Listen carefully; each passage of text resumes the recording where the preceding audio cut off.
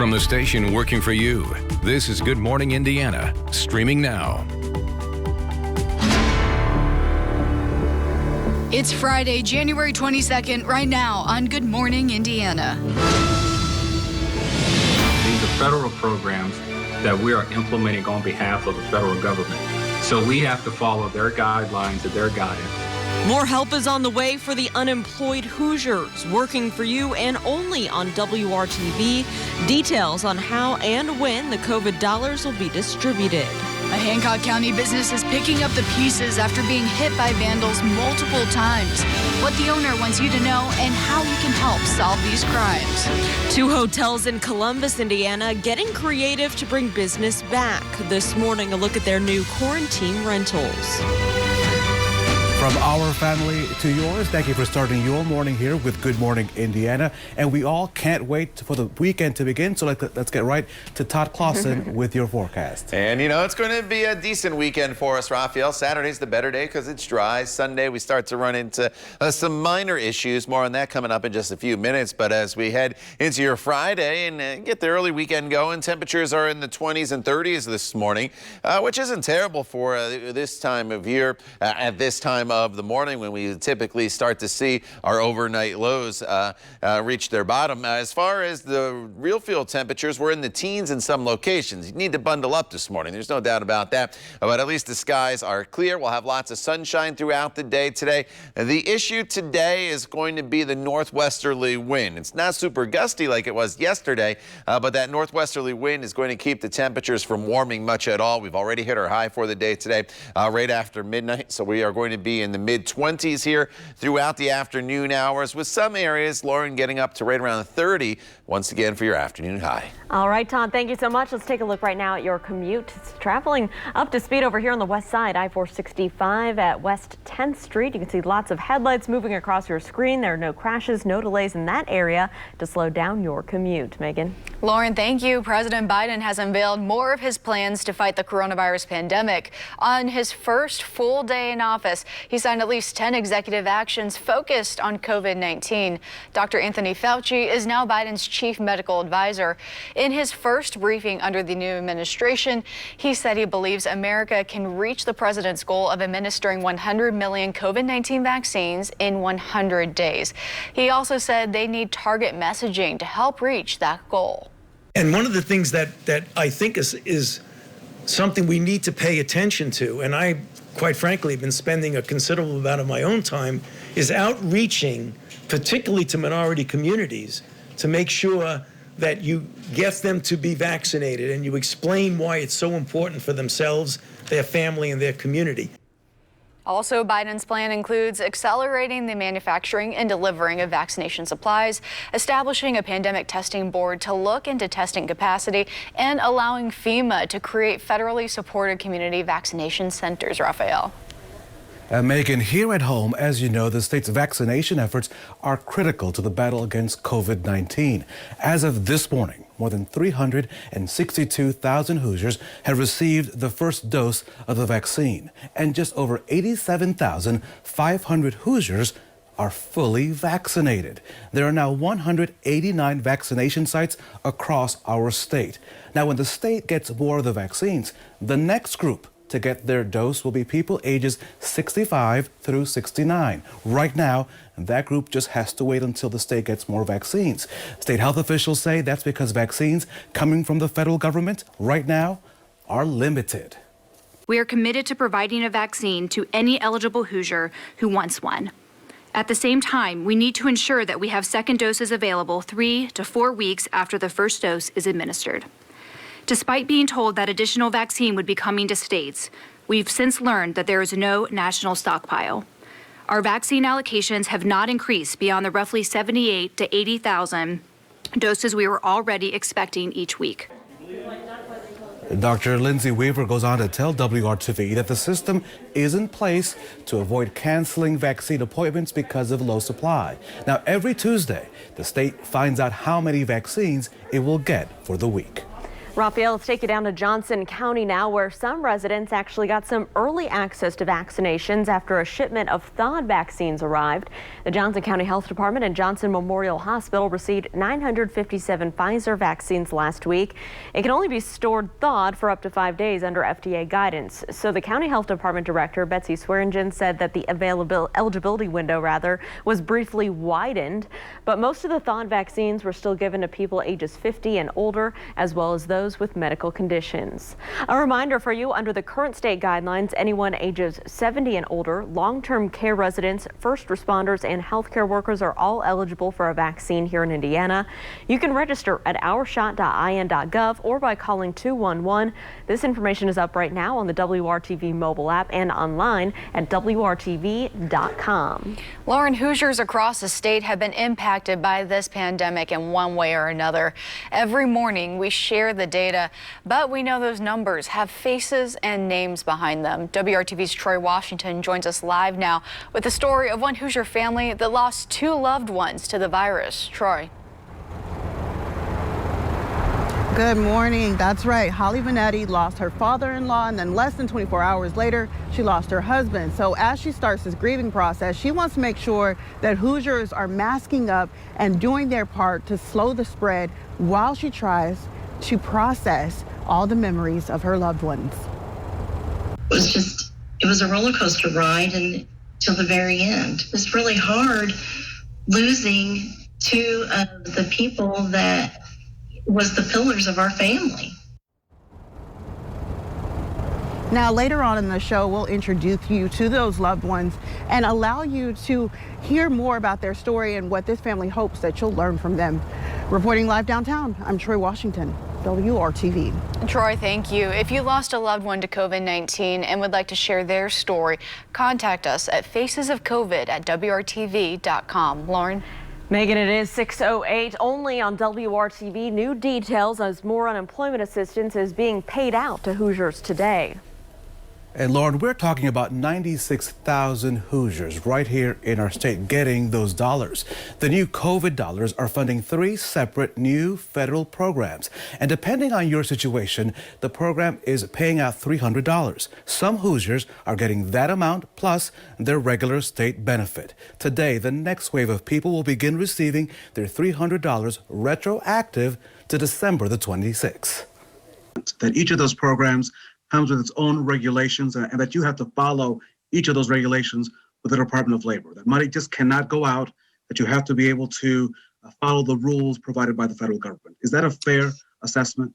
Yes, that's a fair assessment. That's an accurate assessment. As a reminder, these programs are not the Department of Workforce Development programs. These are federal programs that we are implementing on behalf of the federal government. So we have to follow their guidelines and their guidance.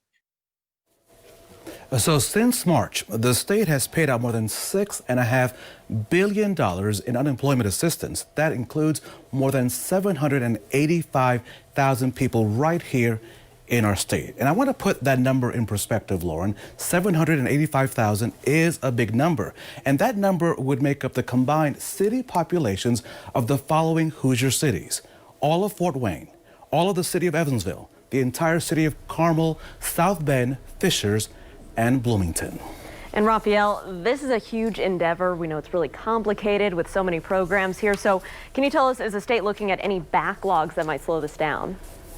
Yeah, so complicated, Lauren. The last night I have all these notes here in the WRTV studio, and I'm still looking at my notes. The state says, Lauren, there is no backlog. They do point out that some claims are not paid out while they're being reviewed, which if there is any fraud, it's required by state law that they review those claims. Some claims could also be challenged by an employer. So that's one of the reasons that some people may be saying, hey, where is my money? Now, all new in our next half hour right here on WRTV, who the state is now hiring to make sure to increase and improve the processing of these claims. That story and much more coming up right here on Good Morning Indiana.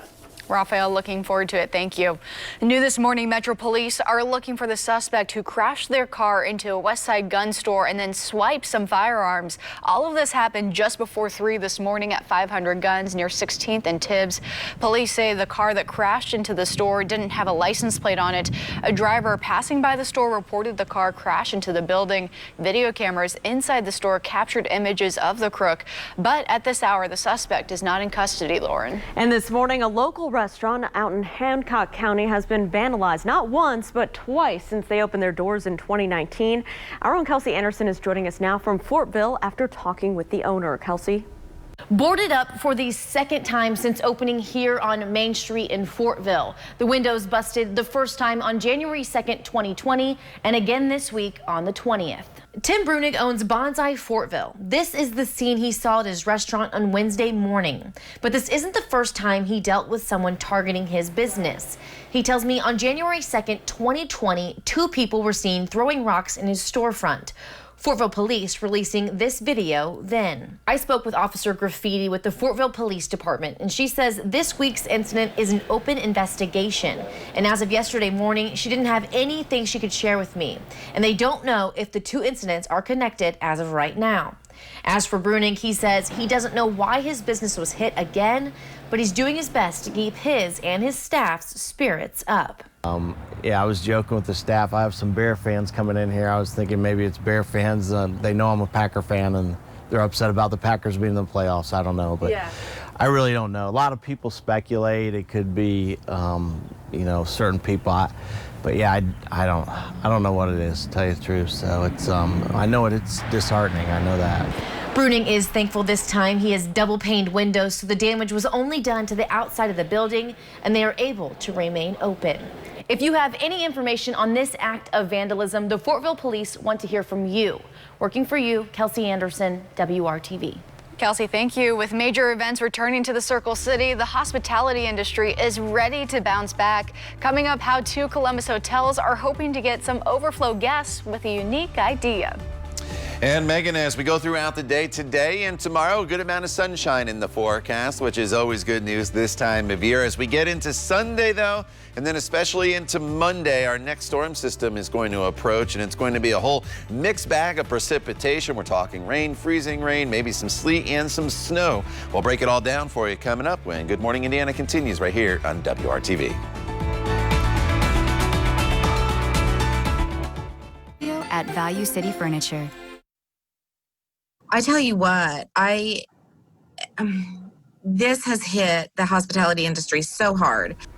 We know the pandemic has taken a lot from the hospitality industry, and many workers in the service industry, they are still out of a job today because of COVID-19.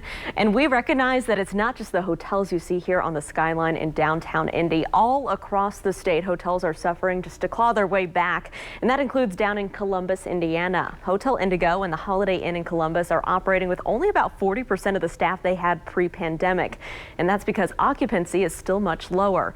So the staff put their heads together to brainstorm how can they show guests that coming here is safe and that safety protocols are in place. It's in a time when we are masked, and so how can we greet people with a smile? Trying to learn how to be hospitable in hospitality. Like, that's our life. That's our passion, is to give our guests the most memorable experience we can.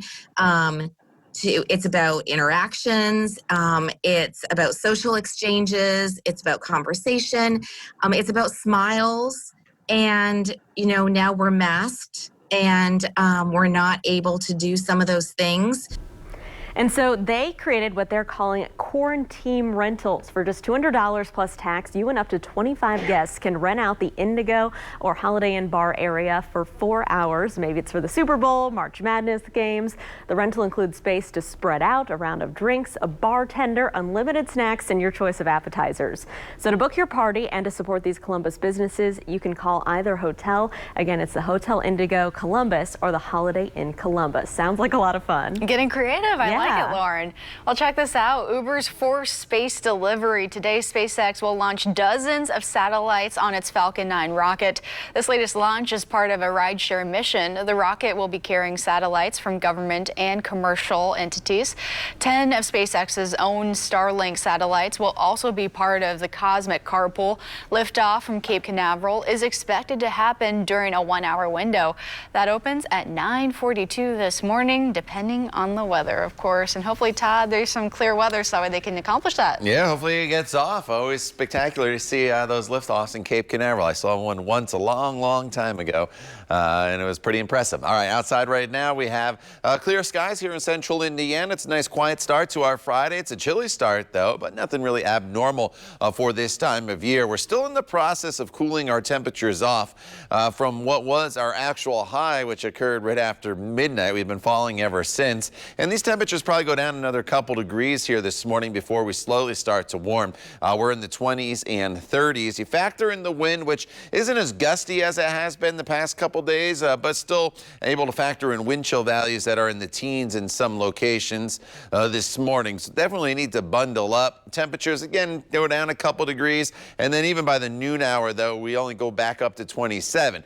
Virtually no warming is going to take place throughout the day today, and that's the issue. Yesterday we started off temperature-wise right where we are right now, but we got all the way up close to 50 degrees, and that was with a southerly wind. The good news is, again, we have sunshine today. You look back off to the west, and there's really not a whole lot going on. Our next storm system, though, is this one here in Nebraska, and that's going to arrive by Sunday morning. Today, mostly sunny skies, 25 in Frankfort, about 27 in Lafayette, 29 in Anderson. Temperatures in the central portion of the state generally hovering upper 20s to low 30s, and then southern locations, Bloomington, Seymour, over to Greensburg, you're looking at temperatures that'll be in the low to mid 30s for your highs. This evening, if you have plans, it's Friday night. Many even may be heading out to dinner. Temperatures will drop off really quick here throughout the evening hours. You'll need to bundle up with clear skies. By 10 p.m., we're down at 21 degrees. By midnight, we should be in the teens. And then as you wake up tomorrow morning, everybody is in the low to mid-teens across the area. Very cold start to the day.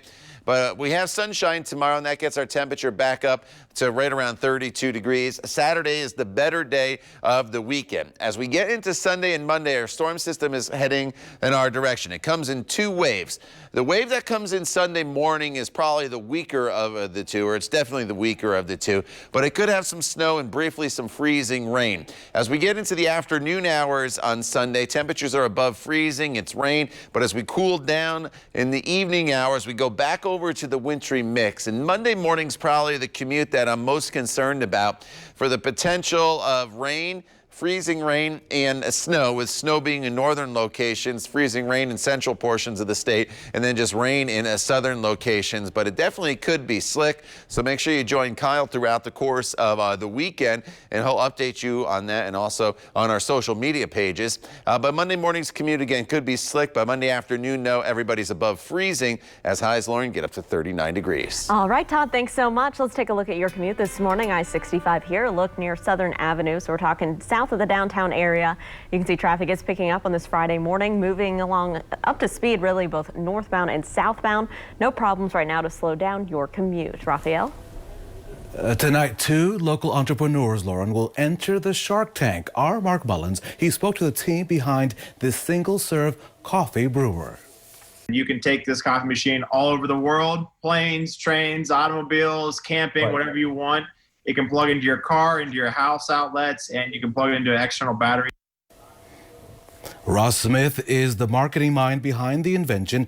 His business partner created the brewer. He describes making it to Shark Tank as an example of the American dream becoming a reality. The day we walked into the tank, I was wondering, like, is this real? Let me pinch myself. Like, I'm actually in the Shark Tank. I used to watch this when I lived in Africa. I used to watch this, you know. And we are rooting for you, so good luck, guys. Find out if these entrepreneurs impress those sharks tonight at 8 o'clock right here on WRTV.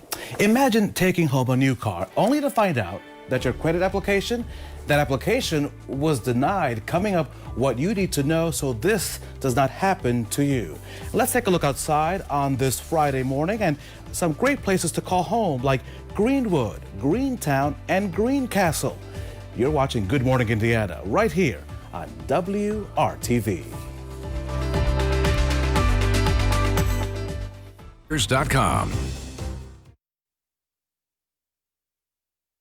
Come with me if you want to live. All right, Raphael, we got to talk about... That was quick. Yeah, that was a quick little soundbite there, and that was Arnold Schwarzenegger. So tell us a little bit more about what he's talking about, Raphael. The governor. The actor and former California Governor Arnold Schwarzenegger, the Terminator, delivered his famous Terminator line after getting vaccinated against the coronavirus. He tweeted out this video of the process, encouraging everyone to follow in his footsteps.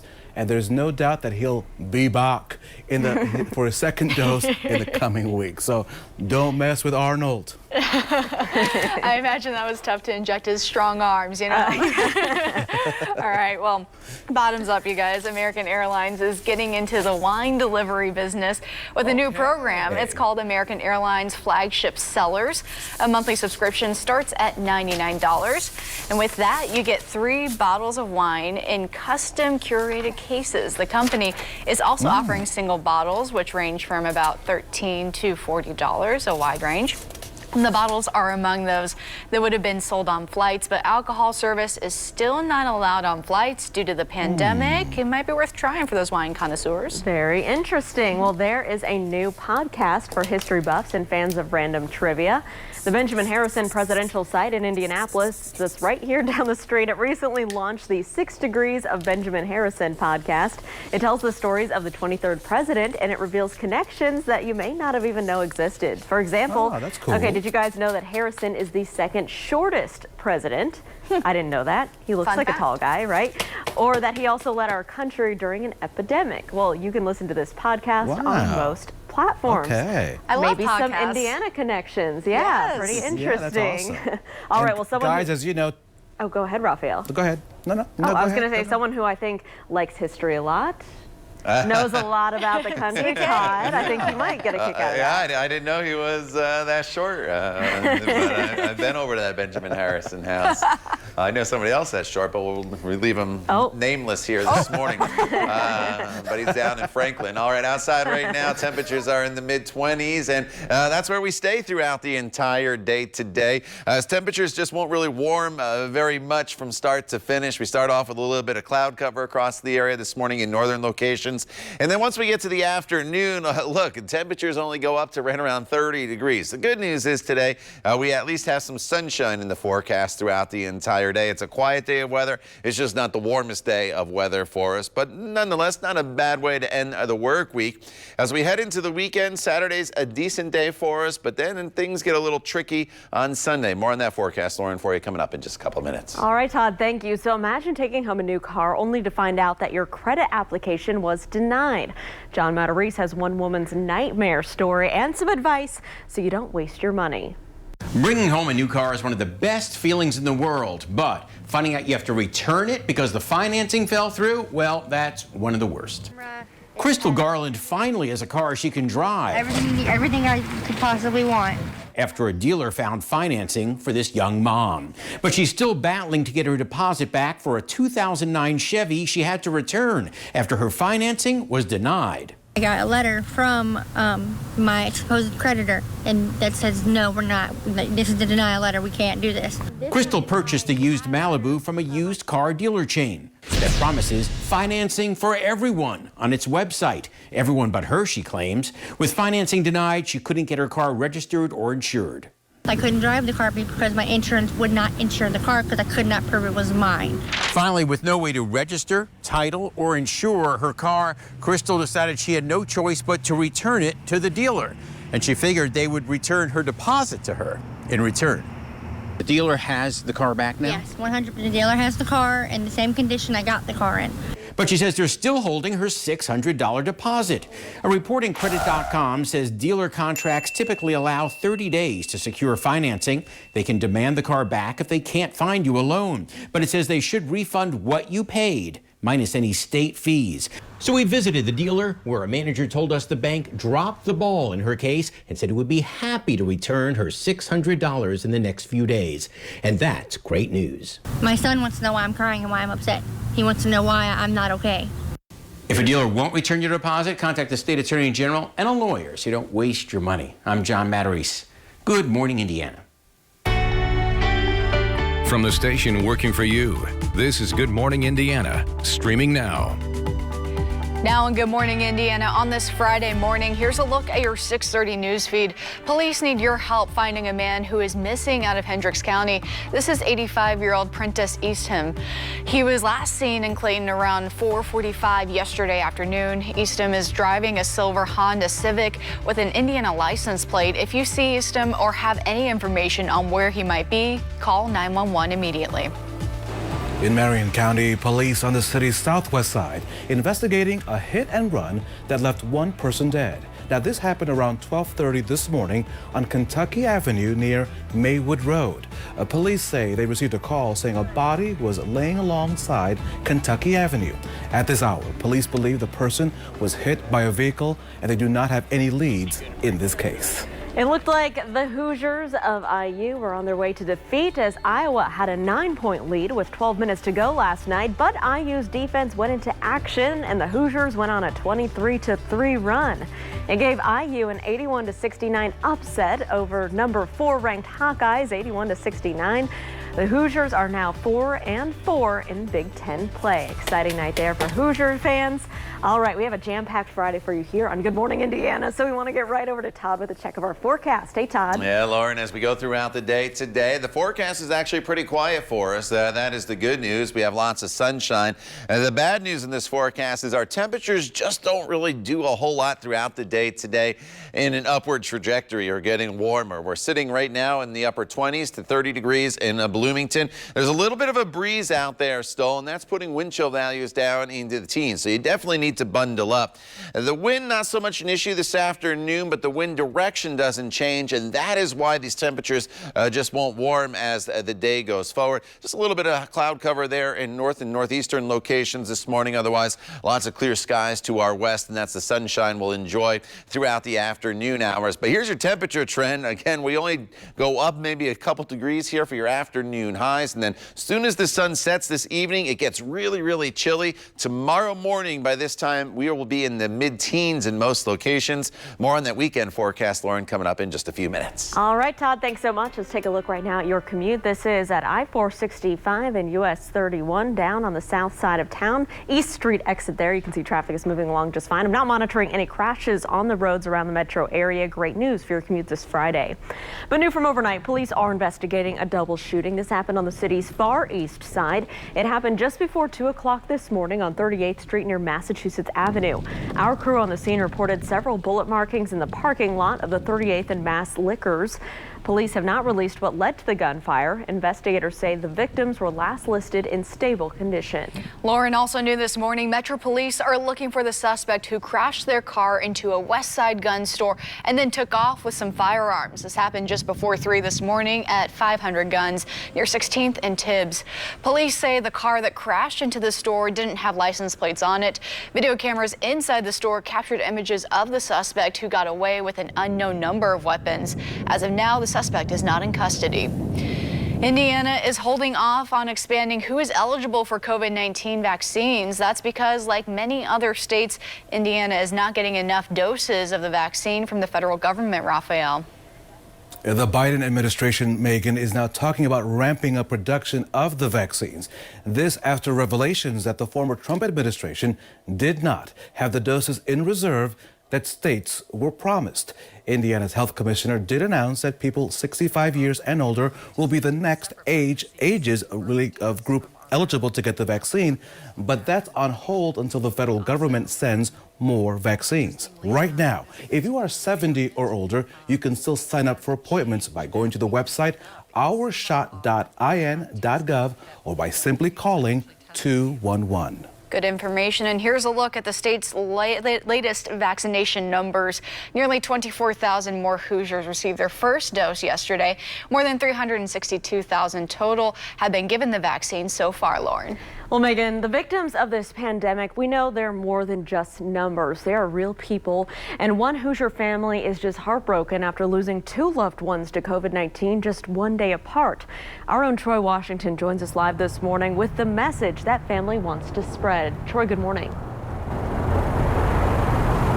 Good morning. Holly Vanetti lost her father-in-law, and then less than 24 hours later, she lost her husband. As she starts the grieving process, part of her healing process is making sure that Hoosiers aren't taking this virus lightly. For people who are saying it's not real, I mean, it's just, you know, we're living proof. I get so frustrated when people say this is a hoax or this is all made up or it's political. That's not true. In just 24 hours, Holly Vanetti lost her father-in-law, Bill, also known as Chet, and her husband, Ken. Both passed away after battling COVID-19 in the hospital. We lose one person, that's devastating.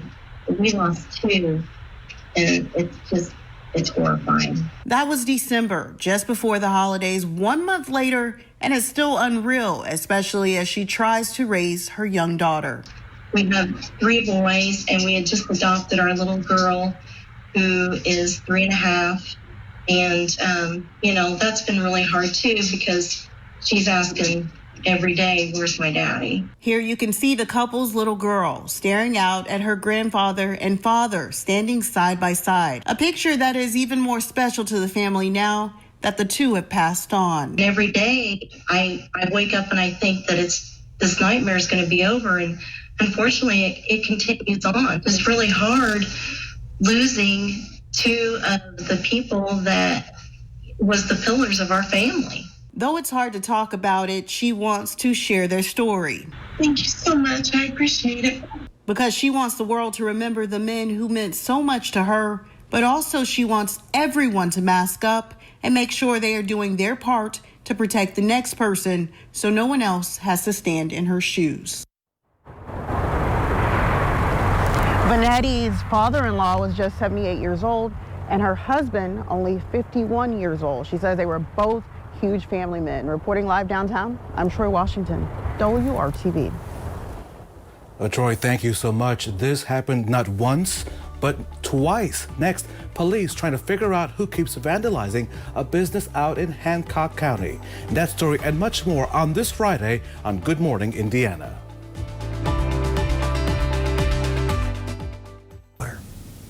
Right now. Welcome back to Good Morning Indiana. A restaurant in Hancock County has been vandalized not once, Lauren, but twice since opening back in 2019. Yeah, and our Kelsey Anderson reports that police even have one of the incidents on camera, Raphael.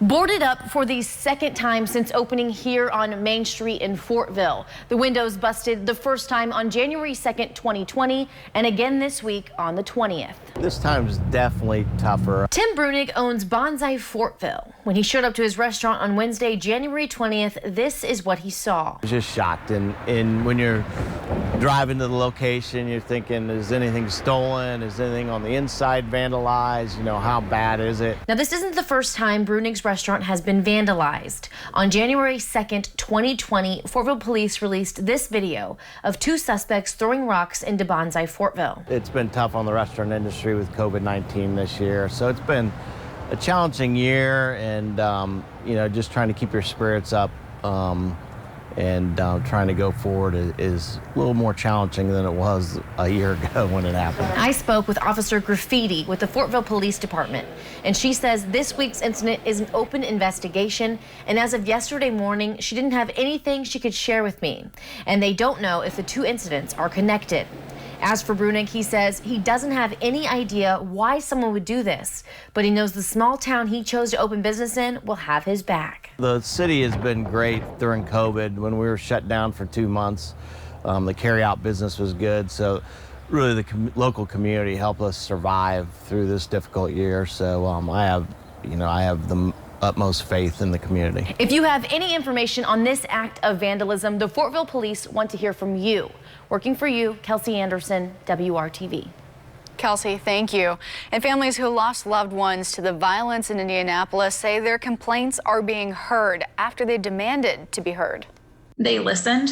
They apologized to me and to all of the parents for leaving us feeling like we've been let down and they don't care.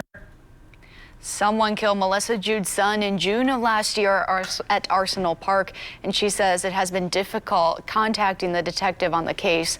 Later, she met other mothers facing the same challenges through support groups. Then they organized a protest earlier this month calling for better communication between detectives and grieving families. Just days later, Jude met with an IMPD homicide captain and the manager of the Victims Assistance Program. It went well.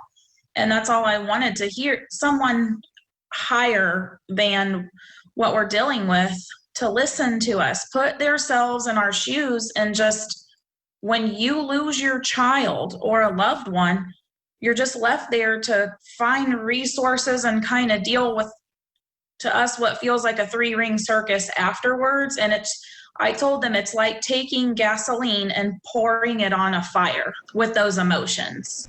An IMPD spokesperson tells us the push from families sparked a rededication to the department's family contact protocol. It means unsolved homicides that happened in 2019 or later require police to contact families at least once every 3 months. Lauren? Well, some have said their unemployment payments are not getting to them in a timely manner. Next, how it's trying to speed things up and while also keeping others from gaming the system. Todd? And Lauren, after a day yesterday when temperatures were well above normal, we're entering a pretty quiet stretch of weather as far as temperatures go. We're going to be hovering right around the average high of 36. But you see this little spike on Monday? That comes with a storm system that is going to potentially bring us a whole wintry mix heading into your Monday morning commute. We'll detail it for you coming up in your WRTV Storm Team Forecast.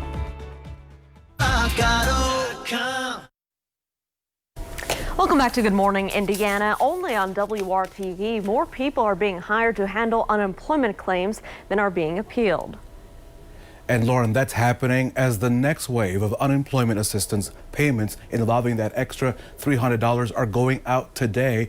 We're talking about some 96,000 Hoosiers. Overall, the new federal funding will help Hoosiers through 3 new separate federal programs. So this is really a critical time to protect your personal information. The state says that criminals are using stolen personal identities to cash in on people's benefits. A fake website was exposed just several days ago. The state shut that down, but it's not known how many people were innocently tricked into giving up their personal information. The agency's official website is in.gov/DWD. Anything else should raise a red flag. And payments can be delayed because of fraud or if an employer raises a challenge. What is the agency's commitment to those folks that still have claims that are under appeal? How quickly can those folks expect to see something, especially those that say that they're still waiting to get their dollars? Sure. We are continuing to try to reduce the number of the amount of time that individuals are waiting specifically for their claims on appeals. So we have a third party that we've been working with, Avon. And Avon is assisting with the processing request for appeals and setting up hearings. We are also hiring additional contract attorneys to assist as administrative law judges to help complete the appeals process. I'm told that the hiring and the training of those new administrative law judges, Lauren, will begin as soon as possible. And Raphael, through all this, we want to make sure that there's systems in place to protect people, especially when they're at their most vulnerable. Can you talk to us a little bit about fraud and if we have any specific numbers on that in our state? Well, DWD is working on getting me those numbers because we want to know those numbers, and they're working on that. But the fraud is happening, and the big fear, Lauren, is that the wrong person will get paid out. And talk about really a paperwork nightmare, because normally people victimized by ID theft in Indiana must face weeks or even up to 6 months before they can restore their name. So again, the point is not to pay the wrong person, and fraud is a major concern this morning here in Indiana. Raphael, I'm sure you'll keep us updated. Thank you. And it's official, Costco is coming to Avon. The town of Avon made the announcement on its Facebook page. The new building will be located at the northwest corner of US Highway 36 and County Road 900 East. Costco plans to break ground in there we go, in a couple of months, and it'll open the store this fall. The store is expected to create 130 new local jobs. And Todd, let's get a look at the weather outside right now. It's still dark out there. Yeah, but you know, the good news is it's staying light later. Yesterday I was out at 6:20 and I looked up in the sky and I'm like, wow, it's still light. You can tell the difference. In the morning hours, though, still sunrise not till almost 8 o'clock in the morning. Outside right now, you can see the skyline of our beautiful city, and that's always good news. No visibility issues for us. Temperatures right now sit in the 20s and 30s, depending on where you are. 28 right now in Greencastle, 28 in Greenfield, Indy, as well as Columbus. So that's a pretty common number. Where do we go from here? Well, unfortunately, our temperatures are not really going to warm a whole lot throughout the day today. Even with sunshine throughout the day, we're only back up to 27 degrees by the noon hour. And then eventually, as we get into the afternoon, it will only get up to about 28 again. Our high already occurred. That was just after midnight, and our temperatures have slowly been falling ever since, and they'll continue to go down another couple degrees here this morning and then slowly start to moderate back up closer to that 30-degree mark later on today. A little bit of cloud cover now departing from Peru over towards the Muncie area. Otherwise, skies are mainly clear. Should have a lot of sunshine to kick off the day, and then we'll keep the sunshine here throughout much of the day. But this is a developing storm system that's going to start to impact our area as we head into Sunday and then into Monday as well. This evening, it's Friday night. If you have plans, you're in great shape. You're just going to have to bundle up a little bit as temperatures will quickly start to fall once the sun sets. By midnight, we are down to 19 degrees. As you wake up tomorrow morning, we're talking about temperatures that are going to be in the low to mid-teens all across the area. Wind chills easily in the single digits to start your Saturday morning. A very, very cold start to the day. Keep that in mind if you do have plans. The rest of the day tomorrow, it's a bright day with partly cloudy skies and temperatures that'll top off right around the 32 degrees. And tomorrow's probably the better day of the weekend because on Sunday, our next storm system is going to arrive. It comes at us in two waves. The first wave on Sunday is the weaker of the two waves.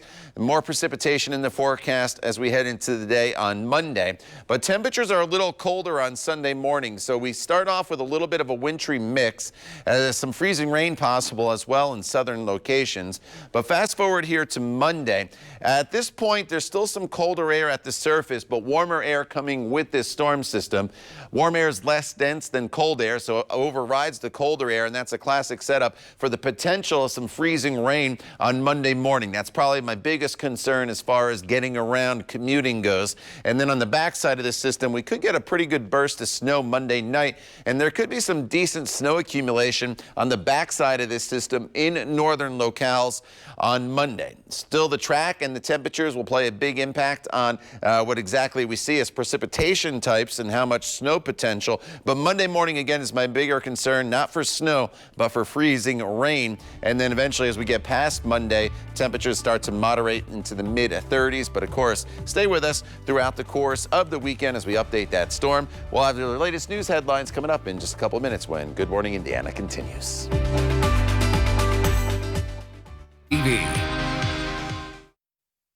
Welcome back. We start Good News Friday with this story, one of my favorites, Raphael. We love it when people work together and two groups are collecting a winter weather necessity. Stepstone has partnered now with Scarlet Lane Brewing Company to host a drive to collect blankets.